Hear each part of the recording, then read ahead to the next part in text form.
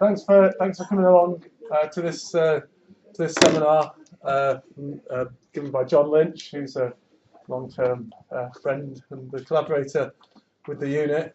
John's going to talk about an absolutely optimal collaboration here. This is where John and his team did all the work, and Neil did all the tweeting. That's the perfect division of labour, which has generated this review of non-cognitive skills and later outcomes. Thanks, George, and thanks for the invitation. I was surprised. I thought you'd be much more derogatory about me than you were. He usually says very unkind things when he introduces. So thanks for the opportunity. This is something we just got published in Nature Human Behaviour. I know for all of you people here at Bristol, Nature is just another daily publication outlet for you. But for us in the colonies, it's a big deal. So this idea was first floated in 2014. So this is the first time I presented this, so it's actually sort of partly a cathartic experience to go through it all again. So it's been a tortured process. So we had the idea in 2014. We submitted first in November 2016. We had 4 reviewers, and one of them said, "Oh, just extend that systematic review from age 8 out to age 12. And obviously this is a reviewer who's never done a systematic review. And we went, "You've got to be kidding. Do you have any idea what that means?" And obviously they did not. So that meant that it took us a whole bunch of time to extend it out, the literature out, which meant we submitted second time in February 2018, third time in May 2018. By that time, there was 1 out of 4 reviewers left standing, who George's comment when we got the next 10 pages of reviewer comments from this one reviewer was, "It's good that they're not disinterested," which was his total contribution to the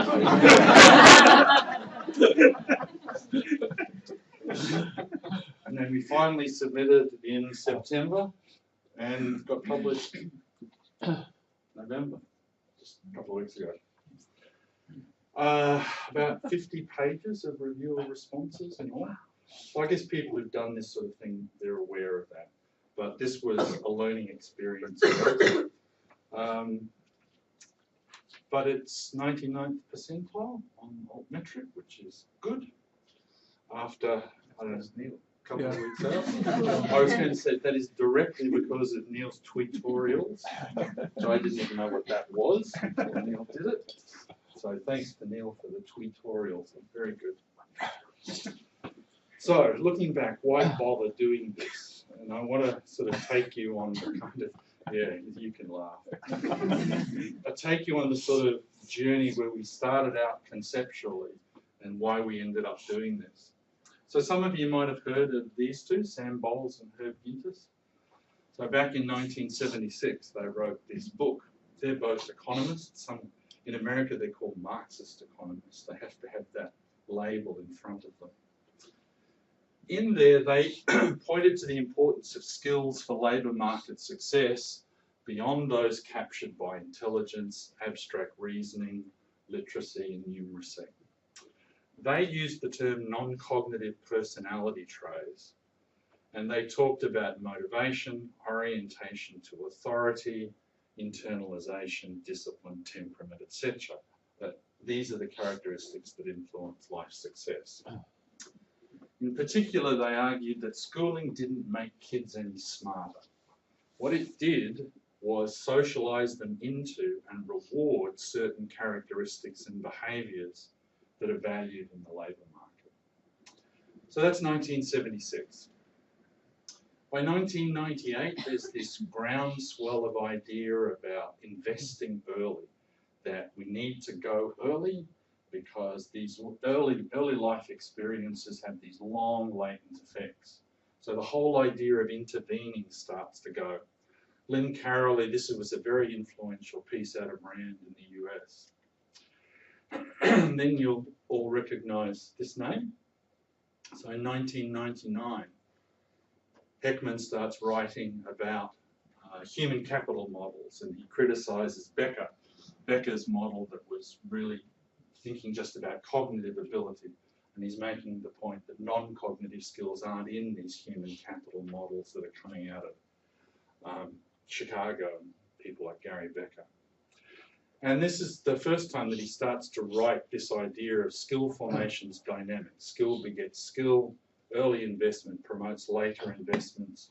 And so these non-cognitive processes scaffold cognitive ability as well as perhaps have direct effects. And you see that in the production function that he comes up with later. So by 2006, he's using NLSY, National Longitudinal Survey of Youth in the US. This is 1979 sample. And he's coming up with these sort of heat maps where the thing to look at here is this is the decile of non-cognitive skills. So you see this sharp fall off in log wages at both ends of the cognitive scale, being high and low. This is high, that's low and cognitive, high and low.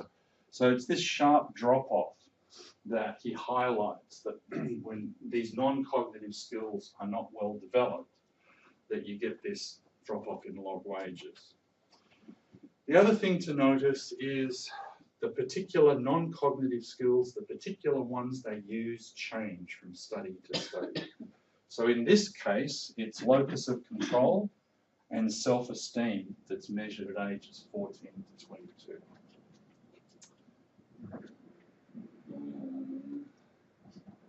Did I touch that screen? Do something wrong? I hope not. Because it's changing on that, but it's not changing here. Neil's got the non-cognitive skills required. Resume slideshow. How about now? I'll do. And then there's been a whole slew of other papers that have come out around this from Heckman, and these are just the Heckman ones. So we get to 2013, you can't really see it there, but that's the Perry Early Learning Centre. Some of you will have heard of the Perry Preschool program. And it's in this paper that Heckman and his colleagues start to try to disentangle why Perry Preschool worked. In there they talk about personality skills, and they derive those from a factor analysis of that comes out to be externalizing behaviours.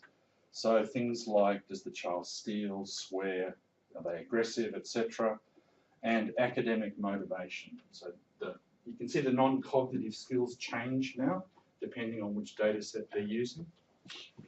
So the thing about the Perry Preschool was that initially, this is age, initially the treatment group increases in IQ, but then by age 8, those differences are gone. So if you look at the outcomes, despite the fact that IQ converges by age 8, these outcomes, over here you've got the academic outcomes.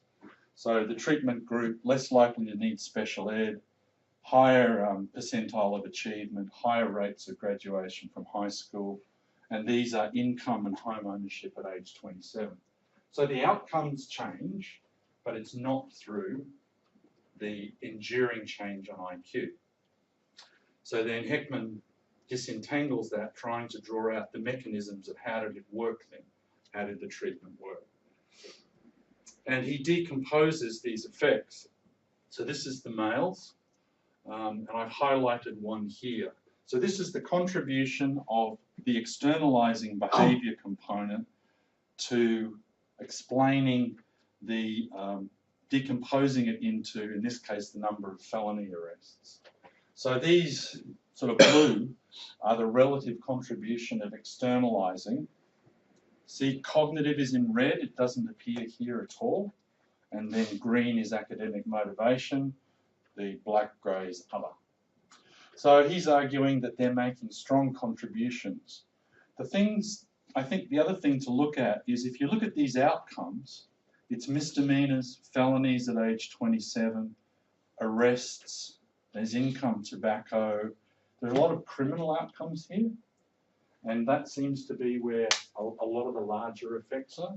So that's males. And then for females, you see some cognitive and green and academic motivation. So on the basis of this analysis, Heckman says, coupling experimental variation with an econometric model, we estimate the role of enhancements in cognition, externalizing behaviour and academic motivation. So from this, they argue that persistent changes in personality skills play a substantial role in producing the success of the Perry program. So let's take a look at the Perry Preschool program. There are many, many interventions that have been done over time. This is Greg Duncan and Catherine Magnuson's paper. The thing to point out here, so this is the Perry Preschool effect. You can see that even at its own time in the 60s, it was a complete outlier in terms of the effect that it generated on academic achievement. And then you'll see that's Abecedary, and that's the other famous one from America. But you notice the effect of these things generally declining over time. But the point here is just understand what Heckman's decomposing. So to give you some details on the Perry Preschool project. So we're in Ypsilanti, Michigan. This is just down the road from Ann Arbor, from the University of Michigan. So they're nice and close for the researchers. So they're in Ypsilanti, 1962 to 67. You can see the number of treatment control, it's very small. They started at 3.5 years of age, and the children had to be low IQ. If you go and read some of the original documents, they are described the children as functionally retarded, disadvantaged children. So they're not just low IQ. This is David Weickert, who actually ran the program. So this is a highly disadvantaged group who are described as being functionally retarded in the language of the time. This is the dose of the intervention, 2.5 hours, 5 days a week, 30 weeks, plus 1.5 hour home visit each week from 3.5 to 5. That totals up to about 550 hours of classroom activity and 115 of home activity between 3.5 to 5. Child-teacher ratio, 6:1.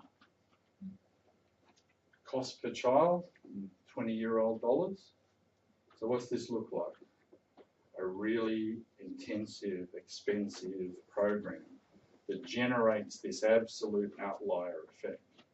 So that's not just to take away from the decomposition at all. It's just that you need to understand the context of what's being decomposed. So then at the conclusion of that paper, Heckman argues that we offer a new understanding of how a few hours per day of preschool makes it sound light touch, doesn't it? It's not really that. It is a few hours a day, but it's pretty intensive stuff.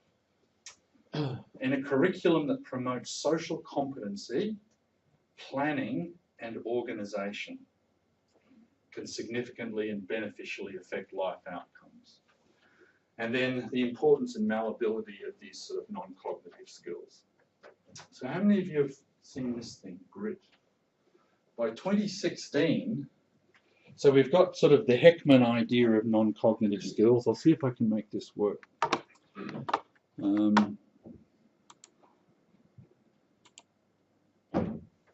You get it? Great. Why can't I see it? You need to look at that one. How do I get that to run if I can't see it here? Move cursor over. Possibly. Yeah. Oh. What would we do without you? You have to unmute it as well. Unmute it. In Pennsylvania, and she's obsessed with finding out the answer to the question, who's successful and why. Can you hear that? She's conducted studies involving national spelling bee champions, elite military training graduates, and top corporate salespeople to determine what was the biggest predictor of their success. She wondered, was it talent or was it effort?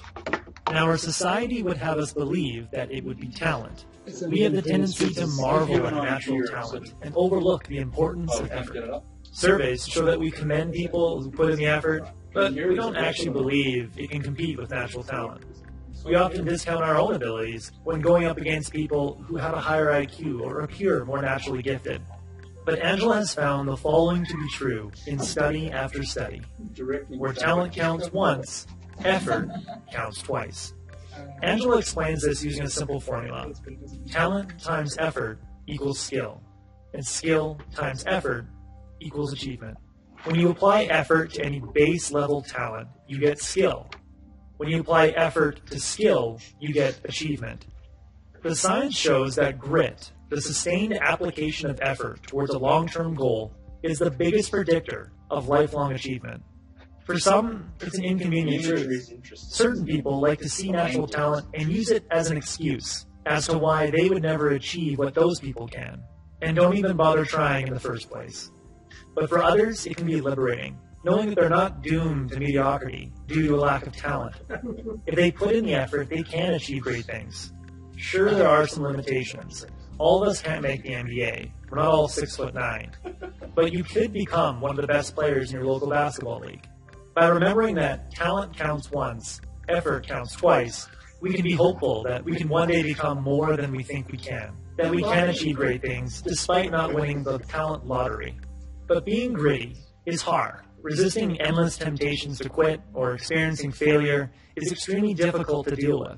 But Angela says we all have the ability to grow our grit if we direct our focus in 4 specific ways.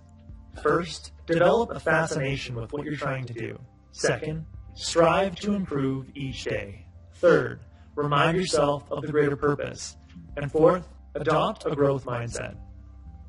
Charles Darwin admitted to not having great quickness of apprehension, to discover the mysteries of natural science without possessing supernatural intelligence. Darwin developed an obsessive fascination and was said to keep questions alive in the back of his mind, questions that related to what he was observing, that drove him to discover the connection between all living things. His deep interest in the natural sciences and constant questioning led him to the breakthrough that we now know as the theory of evolution. So what questions are most intriguing to you? Find the questions that fascinate you, and you'll find the capacity to stay gritty while trying to achieve something great. Next, aim to improve yourself every single day. Compete with who you were yesterday. Olympic gold medal swimmer Rowdy Gaines once said at every practice, I would try to beat myself. If my coach gave me 10 100-meter swims one day and asked me to hold it to 1 minute and 15 seconds, the next day he would give me 10 100-meter swims and I would try to hold it to 1 minute and 14 seconds. Angela says that the refrain of all paragons of grit is that whatever it takes, I want to improve. It doesn't matter how excellent they already are. So how can you carve out time each day to push your abilities and seek constant and never-ending improvement? The third way to grow our grit is to remind ourselves of the greater purpose. Angela conducted a survey of 16,000 adult Americans to determine what was a bigger contributor of grit, obtaining a feeling of pleasure or feeling a greater sense of purpose. She found that people on the upper half of her grit scale experienced a similar level of pleasure in what they were doing. But she found that higher levels of purpose directly correlated to higher levels of grit. Angela says the most gritty people see their ultimate aims as deeply connected to the world beyond themselves. You could be a bricklayer simply laying the bricks for a cathedral, or you could be a bricklayer building the house of God. It's largely up to you to determine what purpose or greater meaning your work has. Whatever you come up with has the capacity to raise your level of grit. The last way to grow your grit is to develop a growth mindset. Bill McNabb, the past CEO of Vanguard, the world's largest provider of mutual funds, interviewed leaders within the organization to see who were successful and who weren't. He found that long-term success was dependent on a core belief. Those who believe that, I can't learn anymore, I am what I am, this is how I do things, routinely fail to move up to a senior level. To be gritty, you need to scrap the theory that your abilities are fixed, because it's simply not true. Neuroscience has shown that we have an enormous capacity to change our brains and learn new skills as we get older. The brain is plastic, and you can mold it through sustained effort and experience. Reflect on a time when you started something new, that you were scared you couldn't learn, but you actually did. Use the memory of that experience to disrupt any beliefs that your abilities are fixed. In the end, Angela says that learning to stick to something is a life skill that we can all develop. By remembering that the science shows that grit matters more than talent, and that we all have the capacity to grow our grit, we can develop the confidence to start taking action despite how untalented we think we are. That was the core message that I gathered from Angela's book.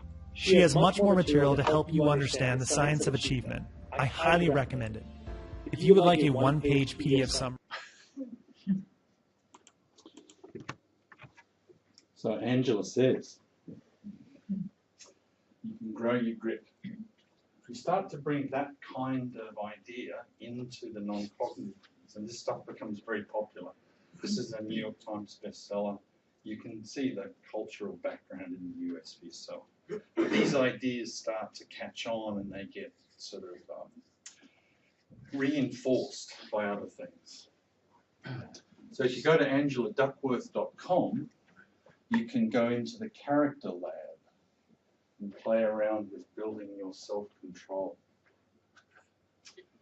This all flows through into policy documents. So this is the Cabinet Office in the UK. Non-cognitive skills are increasingly considered to be as important or even more important than. So the idea gains momentum. OECD put a big report out, and now they're just as important. So this idea is gaining momentum. World Bank is there now saying, well, when we do our work overseas, we need to be thinking about not just building literacy and numeracy, but non-cognitive skills in the work that we do in poor countries. That's the increase in non-cognitive skills in the literature, so from Bowles and Ginzes. So it's a bit of a, there's something going on out there, and that was really the motivation to say, well, can we get beyond sort of cherry-picked bits of evidence about how important this is? And the obvious thing to do is, well, let's review the lot. And that's what we did. So the hard part is figuring out what non-cognitive skills are. So I've already said that whether it's locus of control or self-esteem or externalizing, they use lots and lots of different metrics, all lumped under non-cognitive skills. So we have a little glossary in the paper. Some of the key ones are here. Attention is very common. Executive functioning skills, persistence and self-control. They're very common elements of all of these things, but there are various names that appear in the literature. So we recognize that some non-cognitive skills, like executive function or control, are closely related to cognitive skills, but have also been distinguished from things like straight literacy and numeracy and IQ. They come under many different names. They're called non-cognitive, they're called personality, they're called character, they're called soft skills, by different people at different times, so that they're all getting at this same thing. They have been the target of lots of interventions because they believe that they're malleable, especially in early life, and then most valuable for disadvantaged children. So that's why Heckman's on about this is a way to alleviate poverty. So they could work directly, or they could work through scaffolding on cognitive ability. So this is typical of the sort of intervention. Some of you may have heard of tools of the mind. This concept comes from the Russian psychologist Vygotsky. Just as we have physical tools that extend physical abilities, mental tools extend our mental abilities, enabling us to solve problems and create solutions. So the idea is you provide children these tools so that they become in charge of their own learning by attending and remembering in an intentional and purposeful way. So this is a paper in Science by Adele Diamond, where they manipulate, they use tools of the mind to see if they can change these executive functioning skills. So this is some of the evidence that underpins the idea that this is not looking at cognitive skills on later outcomes. This is whether interventions like tools of the mind change these non-cognitive skills. So the core executive functioning skills are inhibitory control, working memory, and cognitive flexibility. So the tools curriculum is 40 executive functioning promoting activities, including telling oneself out loud what one should do. Self-regulatory private speech. Sounds a bit weird to me. Yes, if you're a kid, it's okay. That's what you do every morning in front of the mirror. I'm just giving you an example of what's in these sorts of interventions. Dramatic play. Teachers spend 80% of the day promoting these executive functioning skills. And a great deal of the program and also the cost is actually in training teachers. So these are the sorts of things that they use to test the inhibitory responses. So it's the typical kind of idea where, you know, you get a heart and a flower and one's red and one's green, and then you confuse the kids by telling them to push the red button and they pick the heart and so forth. So these are lots of inhibitory control measures.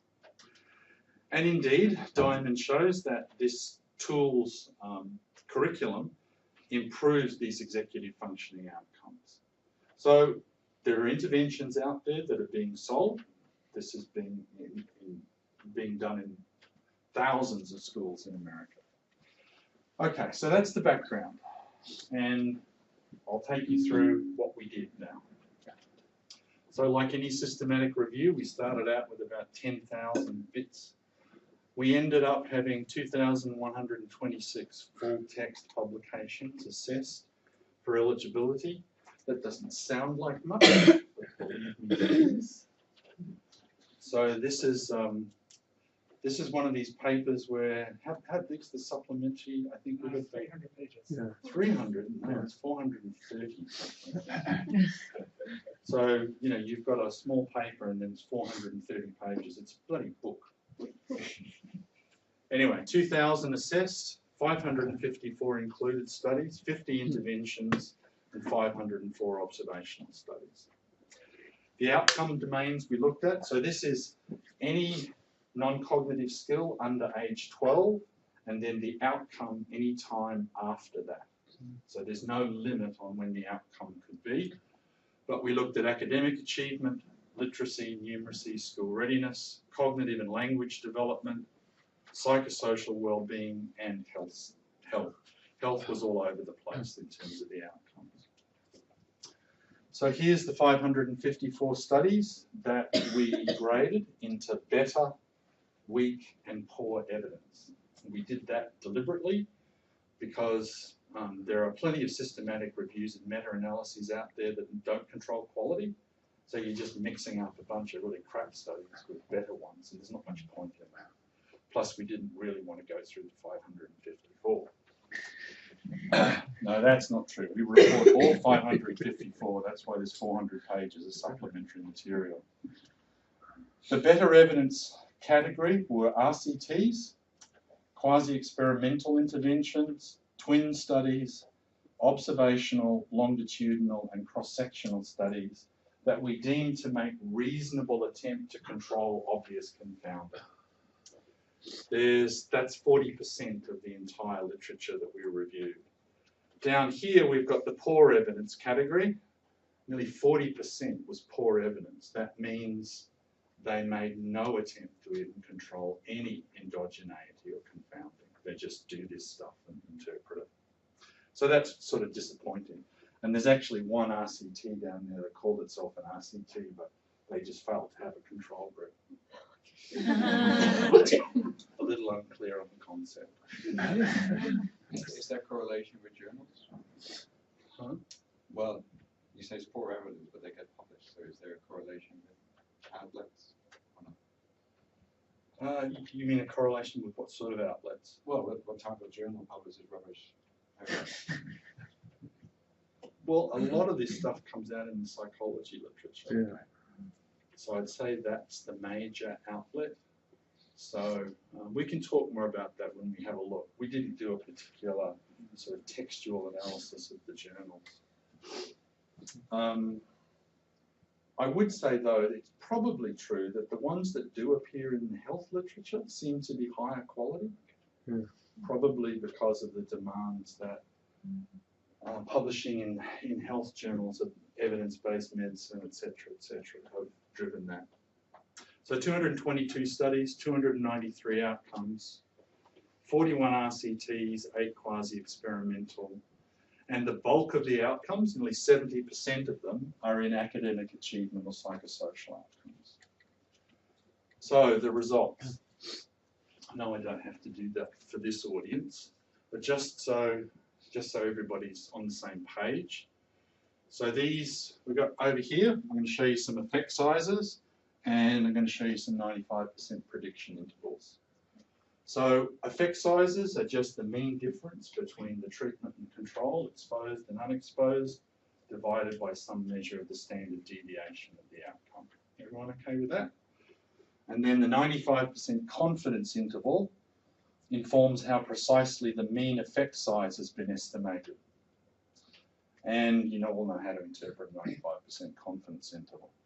The 95% prediction interval indicates the heterogeneity of effects across studies and tells you something about the expected range of 95% of similar studies that might be conducted in the future.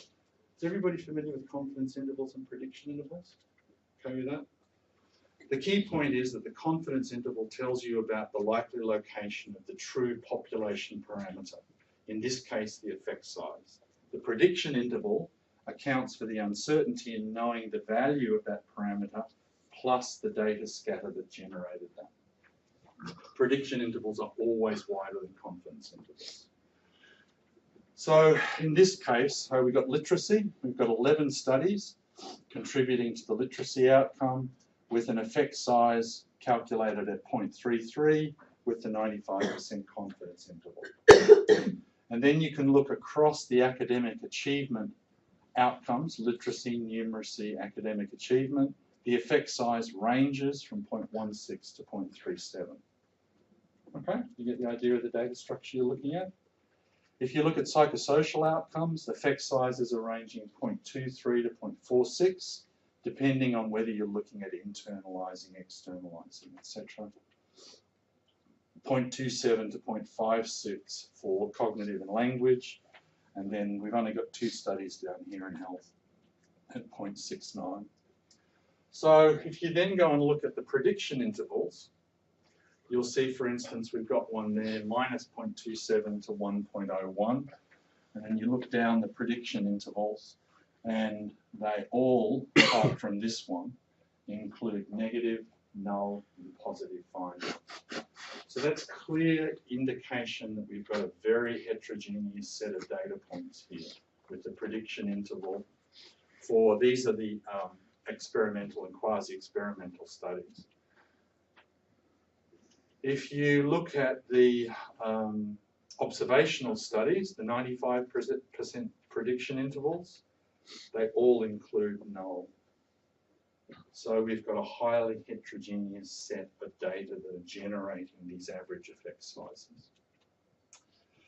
The other thing you'll notice is that we get smaller effects in the observational studies than in the RCTs. That's usually the opposite of what we're used to. We think that the RCTs give us a better unconfounded estimate. In this case, the observational studies are uniformly giving us smaller effects. So that's challenging to try to interpret that, but we did that. Are the observational studies using more individuals? They're much larger in general, so we get into small studies and so forth, but this was not expected. We expect it to be the other way around. But it's true here, just to explore that a little bit more, this is for literacy outcomes. So here's all of the EQIs, the RCTs and the quasi-experimentals. You can see the effect size, and here's all the observational studies down here. So clearly, even within the subdomains, we're seeing smaller effects. And then if you look across the different kinds of RCTs and studies, there's your cluster RCTs, larger, they're getting smaller effects, individual RCTs, quasi-experimental, and then the observational studies are over here. So it's a fairly consistent finding that these so-called better designs are generating larger effects than the observational studies, which are much more prone to residual confounding. So you can't really see that, but this is just to highlight the size of the studies. The cluster RCTs are obviously much larger, they're easier to do. The largest individual RCT is 300. And some funnel plots for you. Why are you laughing? I just like it. Which bit do you like? I like this because Neil tweets it. Neil loves these. He thinks these are fantastic. So these are the funnel plots for academic achievement for the experimental and quasi-experimental studies. They pretty much speak for themselves. There's the observational studies for academic achievement. I think Neil asked whether, on his tweet, whether anyone had more distorted funnel plots, and the two answers are homeopathy and telepathy, which is, those are literally the two answers where you get more biased. So non-cognitive skills comes into that category, those categories. In terms of the funnel plots, not any other terms. Right. If you look at the psychosocial outcomes, there's the experimental, quasi-experimental, and the observational studies. So they're fairly clear. What do we make of all of this? So we were hammered by reviewers for lots of different things. But one thing, and I think fairly, the paper was much better for the very tough review that we went through. We can't say anything about the longer term effects that are of the central policy interest here is really in labour market outcomes, criminality, things that are occurring in adulthood. That's the claim, that you do this stuff early with non-cognitive skills and the gains are out there. Well, there's really very, very little data to actually do that with. There's Perry and that's about it. There's a couple of these things from the 60s that you can follow through. So the data underlying, the evidence underlying those claims is very thin, and we can't say anything about that because we've got to use proxy outcomes like academic achievement that are tightly linked to labour market, but we really don't have that data yet. We can't say anything about the importance of non-cognitive skills that are developed as part of normal social interaction. People learn how to behave and regulate their behaviour just in normal interaction. This review is about deliberate attempts to change non-cognitive skills under age 12, or using the equivalent observational study where you're comparing exposed and unexposed as if it is the effect of an intervention. So, the conclusion, there's evidence from the EQIs supporting a role for non-cognitive skills, somewhere in the order of 0.2 to 0.5, depending on the outcome. Now that's based on the effect sizes and the range of the effect sizes across those outcome domains. But the funnel plots clearly demonstrate asymmetry of effect sizes and potential for small study bias. The forest plots and the prediction intervals show large heterogeneity that overwhelmingly include the null. They're going from negative through null to positive. So that means the overall meta-analysed effect sizes might be overestimating effects that could include the null. So there could be nothing going on here. And then positive publication bias, you're all well schooled in that. This is a nice piece from Science a few years ago where they looked at a registry of social science publications. Strong results, 40% more likely to be published than null, and 60 percentage points more likely to be written up. The authors argue that this is direct evidence of publication bias when researchers choose which results should be written up and presented for publication. So it's possible that these published EQIs favour stronger statistically significant results if these are selected by the researchers based on p-values. If the published EQIs are dominated by smaller studies with low power, the overall EQI evidence may provide inflated meta-analysed effect estimates. We did try to look at that, but we could find no difference between the EQIs and the observational studies in terms of that small study bias. So why does this matter? There's a lot of evidence consumers out there. Governments and agencies pay a lot of money to run these interventions. thinking that they're important, so they buy it. Evidence consumers are not evidence quality specialists, and so there are competing claims about effects of non-cognitive abilities based on particular studies. They're hard to reconcile unless you've got a systematic review. So this is the first one that's ever been done. There are reviews in this literature, but they're all selective.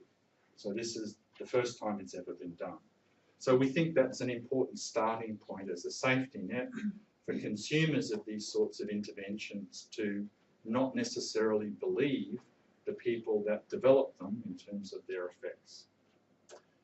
We also paid particular attention to issues of quality of the primary evidence. As I said, there's little point in summarising evidence that includes obviously flawed studies that are going to distort the results.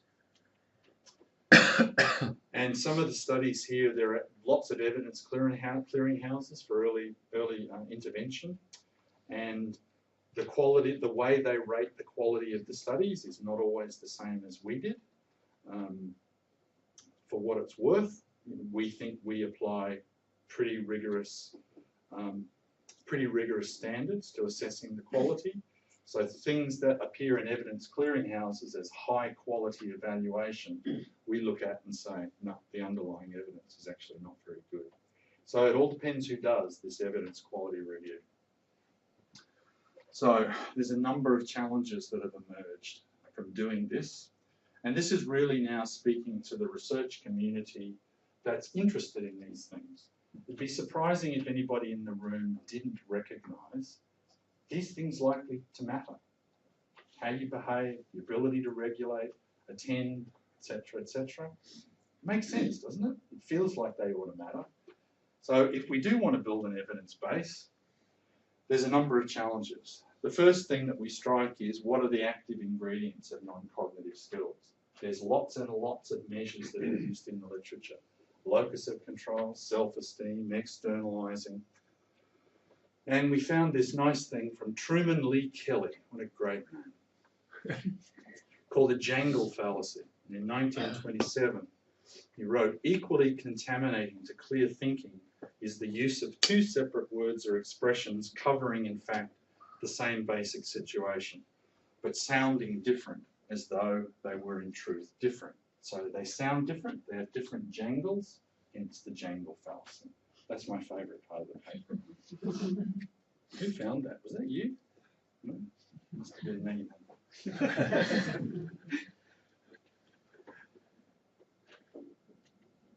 So it's not uncommon in this field for the same objective task to be used as measures of different conceptualizations of non-cognitive abilities. So you've got the continuous performance, also known as the go, no-go task. That's used in executive functioning research as a measure of sustained attention and control, but it's also used as measures of effortful control. This is the head, toes, knees, shoulders task, sometimes used to measure self-regulation, sometimes used for executive functioning. And so we've got concepts like grit that come out of the sort of popular academia, and that's really perseverance. Is it just 21st century language for perseverance? Apparently not, because passion is important. I guess you've got to find something that you're passionate to then be persistent about, is the idea. So I suppose, you know, the idea of what's the actual, it's trying to use the analogy of what's the active ingredient in the drug. These are complex interventions that contain lots of different things, and we don't have any clarity on whether is the active ingredient self-control or attention. It's really very difficult to figure that out. What are the mechanisms of action? You might think that programs that had teachers and parents actively engaged would be more powerful because there'd be that reinforcement, like Perry, classroom and at home. We could find no evidence to suggest that one was superior to the other. Over half of these interventions were teachers only, so there's really no way to even get an idea of what's the best method of delivery from the extant literature. There's no head-to-head comparisons of these interventions, so we could find nothing where somebody's tested tools of the mind versus another one in credible years. That's comparative effectiveness research. We do that in health stuff all the time.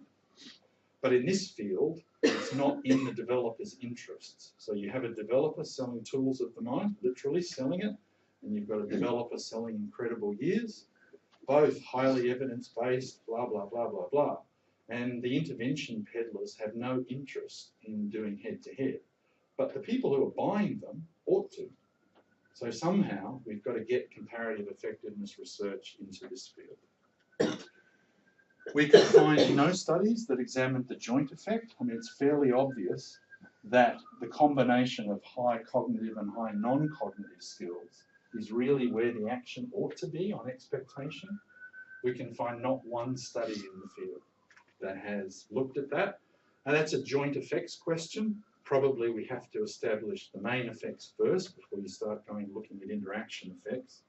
But nobody studied this at all. Long-term follow-up, as I said, the average follow-up is about a year for these studies. So they're small, probably that obviously limited by funding. The idea that we've got a lot of evidence informing on non-cognitive skills into the labour market is just not true. So there's not much basis for that. Fade-out effects. So Greg Duncan and his colleagues at UCLA, UC Irvine, they talk about this phenomenon of fade-out, and they say that the things we want to intervene on early are the trifecta skills. They're changeable, they're fundamental, and they would not have developed eventually if the kids had just been left alone. That these are the ones we want to go at. And they're criticising the field for going at things that would change anyway. Because some of these kids are a bit behind on their social skills, they catch up anyway. So I think this is an interesting point about fade-out. We tried to look at fade-out. There were only 4 studies that we could look at that in, so we couldn't really say anything about that. Unable to comment. And then the small study effects. Larger effects observed in smaller RCTs can be due to lots of different things. Publication bias favouring positive results, that there is true heterogeneity of effects due to differing baseline risks across populations, difficulties in maintaining intervention intensity and fidelity as soon as you scale it up. The smaller studies were often had poorer methodological designs. If smaller studies were better able to implement the intervention, then larger effects might be real. On the other hand, publication bias favouring more positive results would mean that larger effects from smaller studies would bias the true effects upward. So this is an important issue for practice and policy because it suggests that effects found in RCTs of small convenient samples are overestimated or they may even be non-existent. So this is a whole set of charts that we did to give you an idea of, this is sort of the banding of you can see most of the studies here. This is when they started and finished. So the time spans are a year, 18 months on average. Very, very few studies with longer follow-up. And the size of these dots is the size of the studies. So this is the largest individual RCT, is this one down here with 6 months follow-up on a couple of outcomes. So you start to understand the granularity of what this argument is based on, and it's not much. The heterogeneity of effects is clear from the prediction intervals. Now, it's possible to argue that that's inevitable. We've got many different dimensions of non-cognitive skills being investigated on broad constructs such as literacy and numeracy in largely convenient samples. So whilst that's true, the field gets presented monolithically as investing in non-cognitive skills without much granularity of which ones is there evidence for, which ones is there not. So the heterogeneity, I suppose, is one of the key findings. We tried to get at the sources of heterogeneity, whether studies that use representative population samples rather than convenience got different answers. But there actually aren't very many population-based studies. 11 literacy EQIs, only 3 were population-based. So these are all driven by convenient samples. So you go down to the local preschool and enroll. And then for externalizing behaviours, 13 EQI, only 1 was a population-based study. Evidence quality for the RCTs.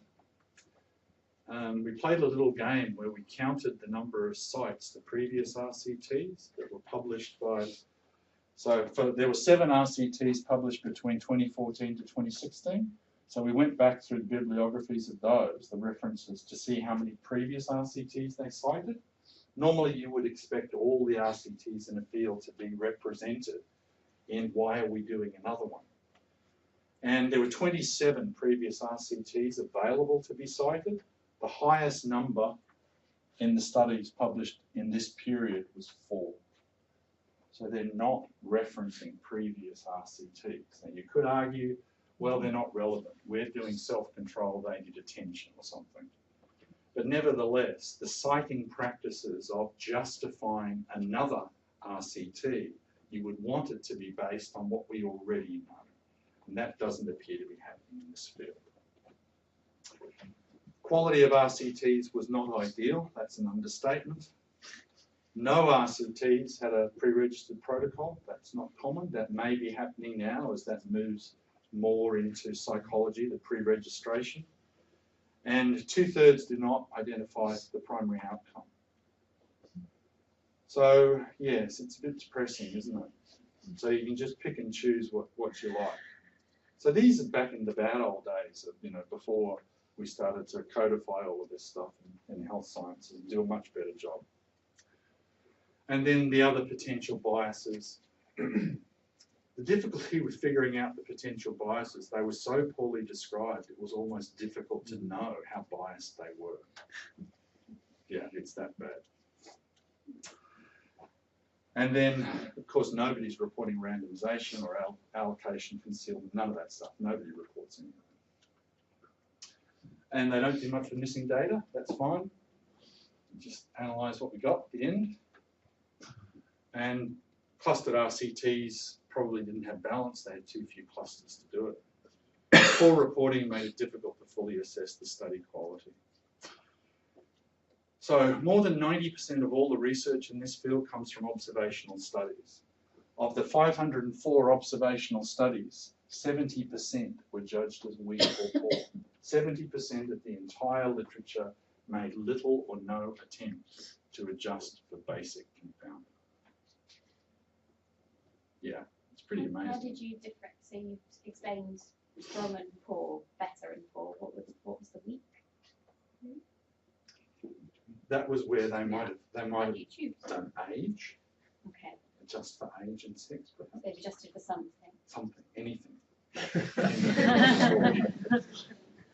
Head ownership, anything. Whereas poor was Poor was nothing. You've got Better X was- and Y. That's it. Yeah. Better was X plus some sort of C. Yeah. And then good was not good as we might think, Yeah. but where you've made some attempt. The most common thing was to adjust for the baseline of the outcome. In that way, you're going to suck up a lot of stuff about the baseline level. So we used that quite a bit. But my point is that their concept of an unconfounded effect to interpret is not good.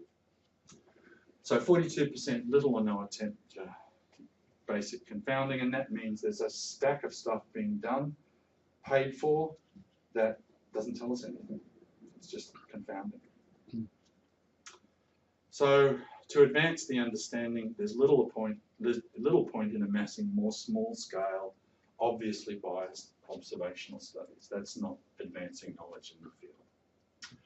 And then finally, this last bit, obviously to be included in the meta-analysis, you've got to have an effect size and a standard error. Now, there were some studies where we couldn't calculate an effect size. We went in and attempted to do that from what was presented. And with the way p-values are often reported in this literature, p is ns. We don't get an exact p-value. You might get ns or a star or an elephant or a dolphin or something on the page to signify some level of statistical significance. So that just says that when the standard errors were not available, we calculated that from an exact p-value, or when p was reported as less than p, we assumed it equal. We were unable to calculate effect sizes in cases where p was reported as greater than p. Now, in those cases, recommended practice is to not include them in the meta-analysis. So you take those out. So that means we get a two-layer exclusion. Ones where you can't calculate an effect size, and then ones where you get an effect size, but you have to take it out because p is reported greater than p. So what does that do to your meta-analysed effect estimates? So for literacy outcomes, there are 49 outcomes from 17 EQIs. Excluding outcomes in which an effect size could not be calculated meant we could only work with 42 outcomes out of 14 EQIs. So we've lost 7 outcomes in 3 studies just because we couldn't calculate that. Further excluding results in which the p was reported as greater than p meant that the meta-analysis and funnel plots you saw only included 33 from 11 EQIs. So because of the way they report p-values and effect sizes, we can actually only represent 67% of the available literature in a meta-analysis. Make sense? We've got to throw away a third of it, just because of the way it's reported. And that also means you're throwing away smaller studies. So if you do that two-layer exclusion, the effect size for literacy was 0.33. If you put them in, it's 0.22. So you bias the meta-analysed effect size up because of that reporting problem. And then the last little bit, I've got to finish. So the last hurdle that we had to face was we kept getting new stuff thrown at us by these reviewers. And this I actually quite liked. The reviewer eventually said, this is an exemplary systematic review and meta-analysis. This is the last one left.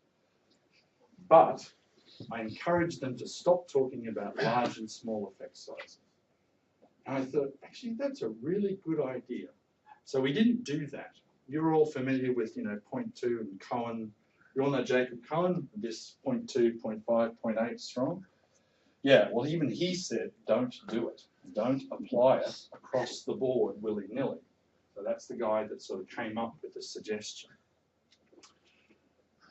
We already know from epidemiology the problem with using standardized effects.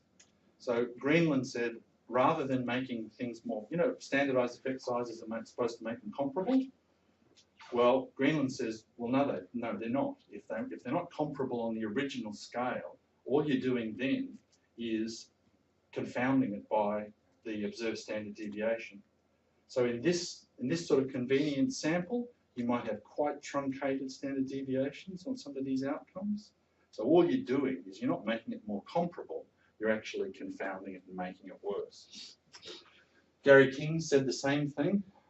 That's that brilliant paper where he talks about if apples and oranges weren't comparable before, then standardizing them just turns them into standardized fruit. No more comparable. So, the size of effects must be judged within the context of the field. The methods used. So, for example, if the very best intervention in a field, if we're trying to shift birth weight, for instance, and the very best intervention we've got is 0.2 SD, does that mean they're all small? No, it's the very best we've got. So another intervention that got that effect would be considered large. Get the idea? So this idea that all 0.2s are small is something we need to move away from. We need to judge it within the context of the field and what extant interventions can actually change. And then another way to think about it is norming it against change over time. So if you think about the growth in reading, so between kindergarten and grade 1, there's about 1.5 standard deviations change in reading. So if you had an intervention that got a 0.2 effect, and you think about that in terms of the normative change in reading ability, that's 13% above natural growth. Is that good? then you can have a discussion. Is that good? What's it cost? 13% above natural growth. You getting the idea? So this concept of just saying small, medium, and large, we need to chuck that out and think about it within the context of what we've got. So there's the rather sad conclusion. The evidence in this field is not good. So if you really want to try and do this, we need a much, much more rigorous and strategic approach to trying to answer what are actually important policy questions around what's the right mix of cognitive and non-cognitive intervention. So that's it, 4 years later, and we're never touching non-cognitive intervention. We're sticking with IQ. All right, that's it, thank you.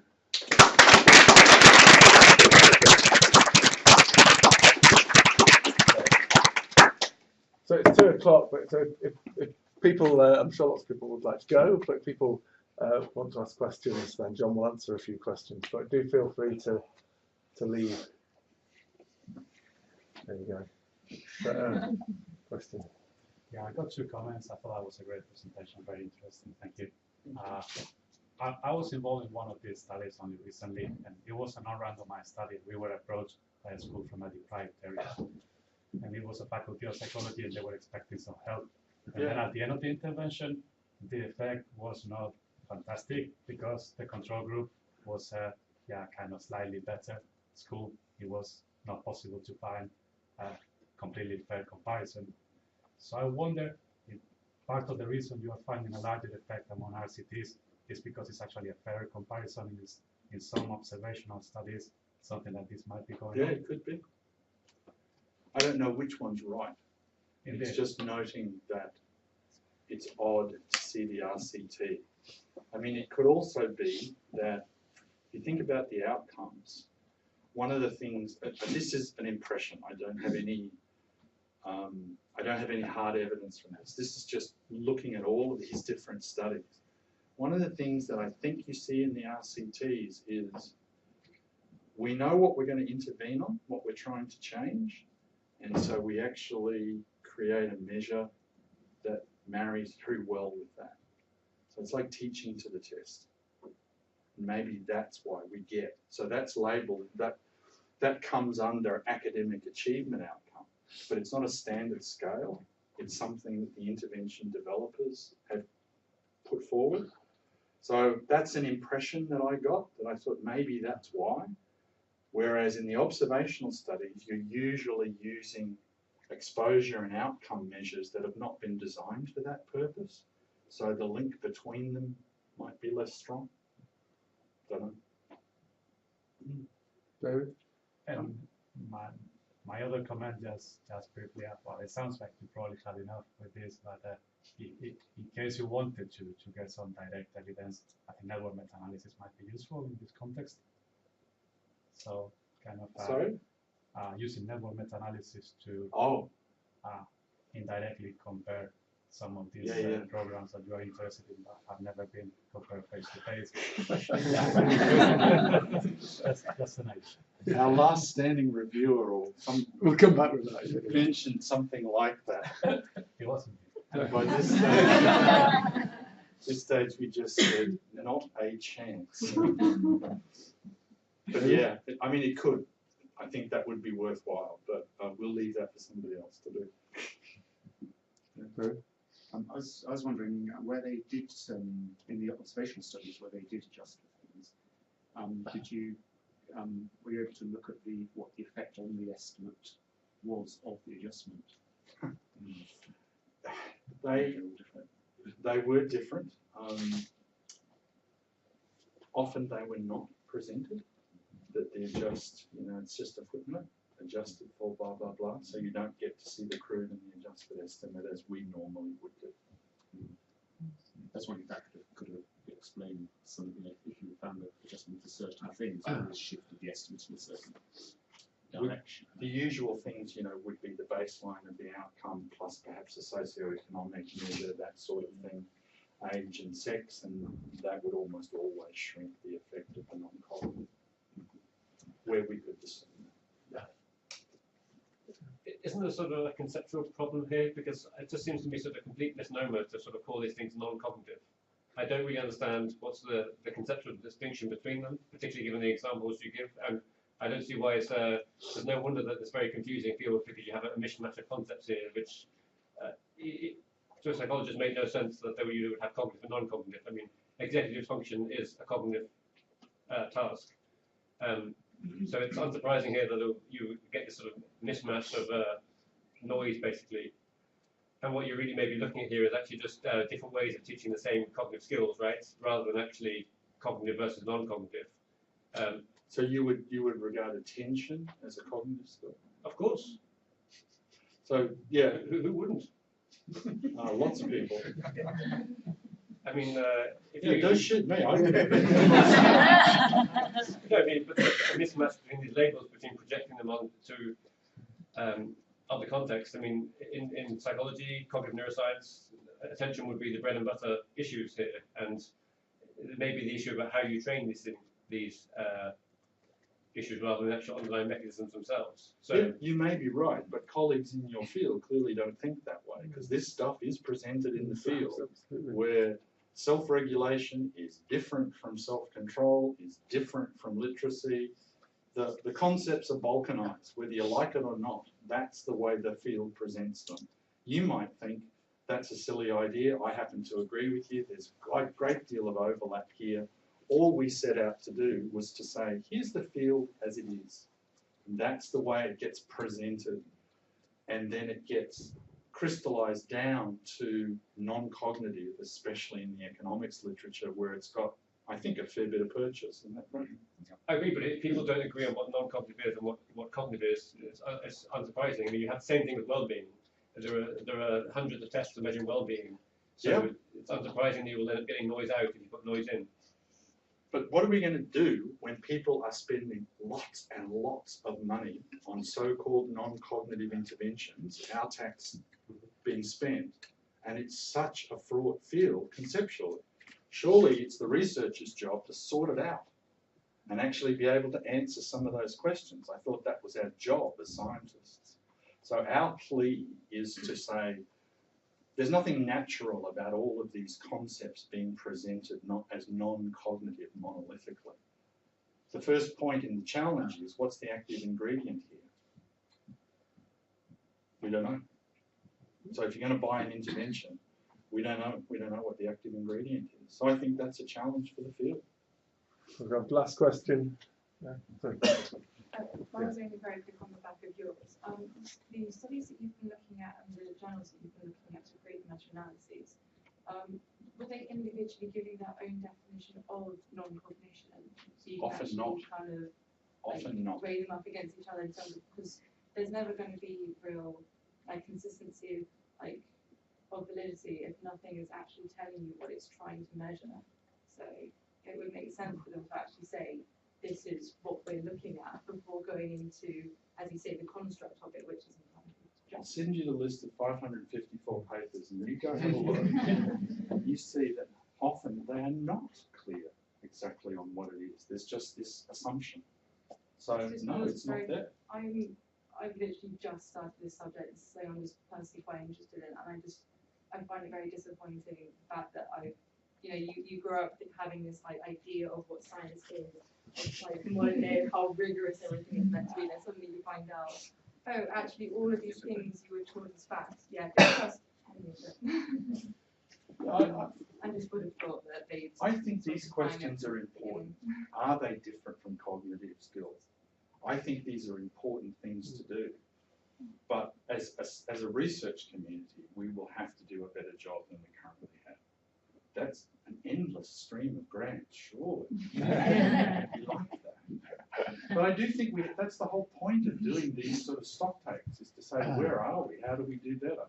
We do it with reproducibility. We do it with all kinds of things that help drive science forward. That's a very healthy process, a very healthy place to be, rather than just buying the claim. It's very reproducible. They're all crap. All the studies in the psychology literature and non-cognitive field studies, most of them are crap. So it's highly reproducible. There were 2 or 3 good RCTs that did all of those things. But on the other hand, there was a large chunk of it that they never did explain the thing that you reasonably asked for. I mean, obviously, because it's the perfect time to get into it, because we have like, you know, the internet, the accessibility, and it's a time where people will be open to be like, okay, this is where the path's going wrong. Now is the time to like let people see all those mistakes and like, you know, potentially this is the correct time to make a huge revolution, actually creating more reliable stuff going forward. And that's why we created this space. So John's staying around all afternoon, so if people have questions, we'll make him sit there. And he'll have to answer your questions, but we should let other people go. Yeah, So, Thanks a lot.